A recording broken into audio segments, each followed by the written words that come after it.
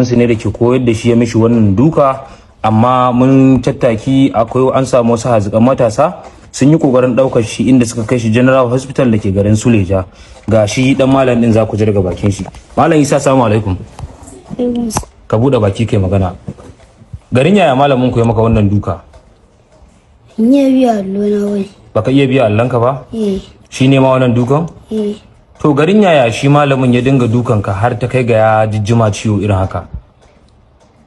Kwanaki na yi rubutu da asuba na zo biyawa wani yawa ya mun duka da ya mun duka mutane ba su gani ba, yana dan warkewa sai na ƙara yin hadda na yi rubutu shine ya mun duka.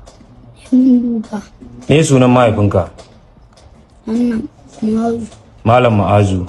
Me sunan mahaifiyarka? Ok, to kai mutumin wani gari ne? Kaduna. A Kaduna, a wani waje kake? Kaduna Kawo. Kawo ya suna angoku, me sunan layinku? Layin Zawarawa. Layin Zawarawa.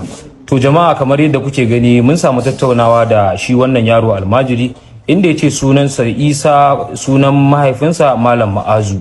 Kuma shi mazaunan garin Kaduna ne a anguwar Kawo cikin layin Zawarawa.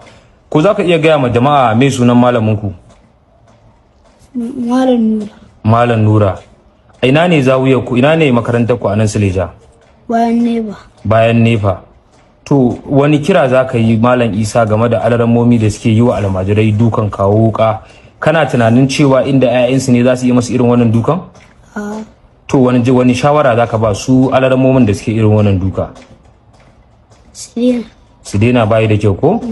To jama'a, wannan shine Isa, almajiri ne da kuke ganin shi ya zo neman karatu, inda ya zo neman karatu a garin Suleja daga Kaduna inda yake a unguwar Kawo. Kamar yadda kuke gani dai ga Malam Isa nan inda malamin shi musu dukan sakwaran Lagos ya faffasa mishi baya kamar ya samu jaki. Bari mu ƙara haska muku da kyau ku gani. Wannan shine bayan Isa inda ya ce malamin nasu ya mishi duka har sau biyu. Wannan shine karo na